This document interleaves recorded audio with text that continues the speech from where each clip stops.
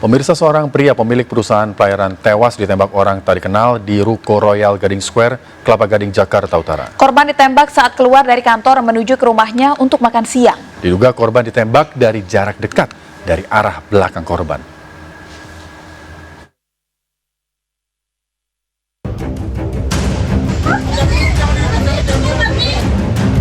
Dari rekaman video kamera pengawas terungkap korban Sugianto ditembak dari jarak dekat oleh pria tak dikenal dari arah belakang korban.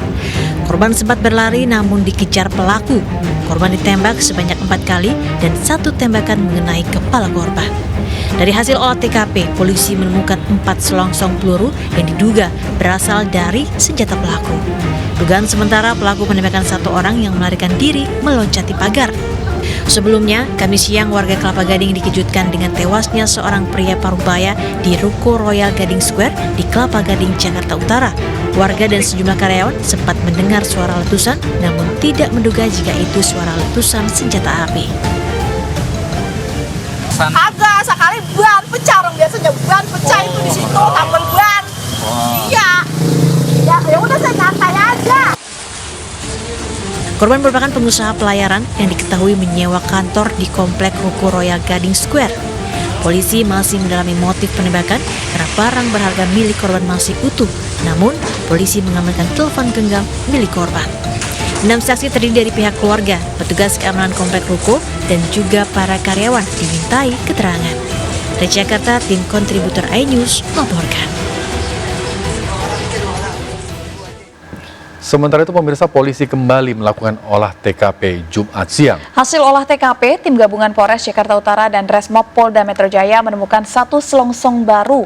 Total menjadi 5 selongsong di lokasi insiden penembakan di Kelapa Gading, Jakarta Utara. Dan berikut laporan dari Nadia Raisa dan juru kamera Hoirudin dan Ari Setiawan. Di Ruko Royal Gading tempat saya berada masih berlangsung seperti biasa menurut pantauan kami. Di ruko-ruko yang menjadi tempat usaha ataupun perkantoran ini masih didatangi oleh orang-orang ataupun pegawai yang bekerja di sini setelah sebelumnya pada Kamis 13 Agustus 2020 pukul 12 siang telah terjadi penembakan di area ini. Hal ini berawal dari seorang bos ataupun pengusaha pelayaran yang sedang hendak pulang ke rumahnya tetapi ia ditembak oleh orang yang tak dikenal. Nah, bisa dilihat yang berada di belakang saya ini, unit yang berwarna orange ini diduga merupakan kantor dari korban, lalu ia hendak pulang ke rumahnya yang berjarak cukup dekat karena setiap makan siang atau jam makan siang ia kerap kembali ke rumahnya, tetapi saat ia berjalan baru 50 meter, ia ditembak oleh orang yang tak dikenal. Dari bukti rekaman CCTV, TKP-nya sendiri berjarak cukup dekat, yaitu 50 meter dari kantor korban. Bisa dilihat sudah dipasang garis polisi di sini dan juga ada beberapa polisi yang berjaga tentunya, tepatnya adalah di depan unit RK 10/16. Dan diduga pelaku berjumlah 2 orang, di mana 1 orang merupakan eksekutor atau yang melakukan eksekusi penembakan. Lalu 1 orang yang lagi berjaga di area depan dari Ruko Royal Gading ini. Dan sempat juga security mengejar pelaku, tetapi pelaku berhasil kabur. Lalu ia meloncat dari pagar ruko ini dan ia diduga berboncengan dengan rekan satunya dan berhasil melarikan diri. Korban pun sudah dibawa ke Rumah Sakit Polri Kramat Jati ke instalasi forensik, sedangkan pihak kepolisian juga tentunya hingga saat ini masih terus berusaha untuk mengidentifikasi pelaku dan tentunya untuk mengetahui apakah motif dari pelaku sebenarnya. Dari Jakarta, Nadia Raisa, Hoirudin, iNews melaporkan.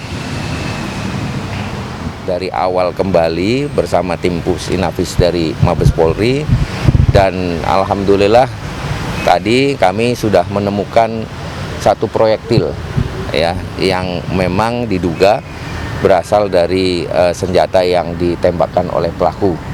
Dan juga kami tambahan ada 1 tambahan selongsong lagi yang kami temukan. Jadi total ada 5 selongsong dan 1 proyektil yang kita temukan. Dan kalau kita lihat dari hasil visum yang dilakukan oleh pihak Rumah Sakit Cipto Mangunkusumo, terlihat bahwa proyektil ini memang tembus ya, karena mungkin ditembakkan dari jarak dekat kurang lebih 5-10 meter sehingga Alhamdulillah kami sudah menemukan proyektilnya, sehingga ini nanti akan kita kirimkan bersama selongsong yang kita temukan juga ke Puslap 4 untuk diuji balistik sehingga bisa mendapatkan jenis senjata yang digunakan.